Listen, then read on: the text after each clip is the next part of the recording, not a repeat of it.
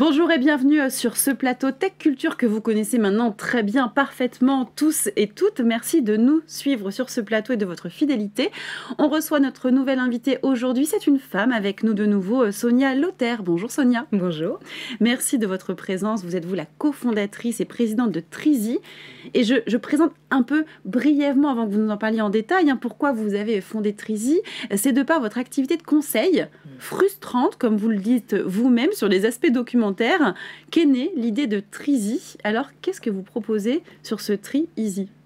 On propose un bouquet de services documentaires destinés à aider toutes les personnes qui sont mal organisées ou désorganisées dans la gestion documentaire. Et il y en a.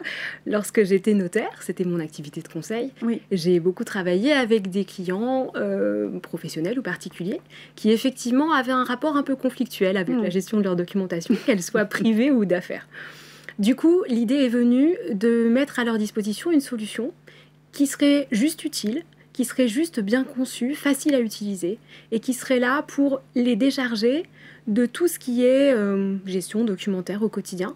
D'accord. La collecte, le renommage des fichiers, le tri, le classement, l'envoi pour remplacer les mails, donc les transferts, le partage en équipe, en famille ou je ne sais quoi, donc plutôt dans la logique d'un drive collaboratif. Et puis également, une dimension qui me tient à cœur, la transmission. Lorsque l'on fait le choix de s'organiser pour sa gestion documentaire au long de sa vie, il est important de pouvoir se dire que ça va aussi être utile à ses proches et à ses conseils en cas d'incapacité ou de décès. Et donc là, notre solution est là aussi pour apporter un accompagnement dans l'élaboration de ces directives de transmission. D'accord. Et en quoi êtes-vous différenciant, innovant par rapport à de la gestion documentaire à d'autres acteurs ? Ouais. Alors, on est une solution française d'abord. On a fait le choix d'une solution extrêmement connectée aux questions de sécurité, aux questions d'éco-responsabilité. On est un outil non gratuit, en conséquence de quoi nos clients ne sont pas les produits. Aucune exploitation commerciale des données qui nous sont confiées. Très important pour nous. Et qui sont vos clients, justement, si vous avez un profil type de clients qui fait appel à votre solution? Oui, alors on a un focus sectoriel qu'on a choisi, c'est-à-dire l'univers des experts patrimoniaux. C'est très large comme secteur parce qu'il s'agit à la fois des conseils en gestion de patrimoine, des family office, des banquiers, notamment des banquiers privés, les avocats, notamment fiscalistes, les notaires, les family office, bref, tous ces conseils de confiance qui interviennent auprès de notre clientèle, on va dire, la plus naturelle, qui est la clientèle patrimoniale.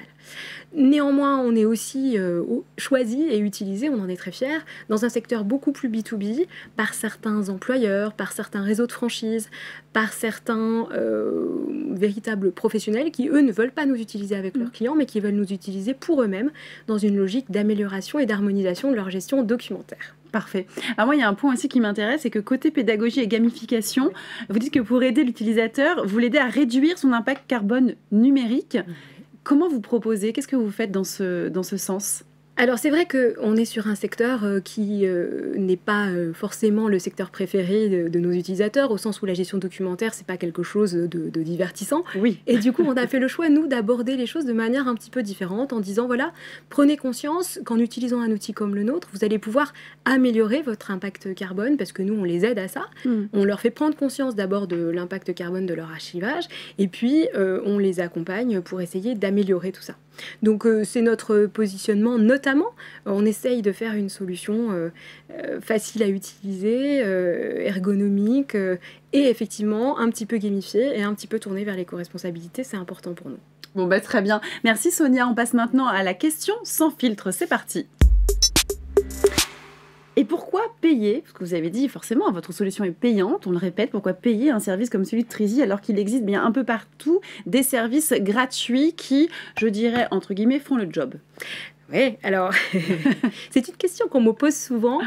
C'est un fait qu'il existe aujourd'hui des bouts d'outils gratuits qui n'ont pas forcément le même positionnement que nous. Des bouts d'outils. Des bouts d'outils. Nous, on est un outil centralisateur, on est un outil qui, au même endroit, permet d'avoir à la fois de la sécurisation dans le cloud, à la fois de l'accompagnement documentaire, à la fois un drive collaboratif, à la fois une messagerie instantanée, que l'on vient de sortir, j'en parle, à la fois, bref, dans un seul et même outil un certain nombre d'autres outils qui existent par ailleurs, certes de manière gratuite, mais où, je vous le disais tout à l'heure, on est parfois un petit peu le produit quand on utilise un outil gratuit. Je comprends. Merci beaucoup, Sonia. Merci. C'est moi qui vous remercie. Et merci à vous de nous avoir suivis. On vous donne rendez-vous très vite pour suivre l'évolution de Sonia et d'autres startups qui viennent sur notre plateau. À très bientôt. Merci de votre fidélité.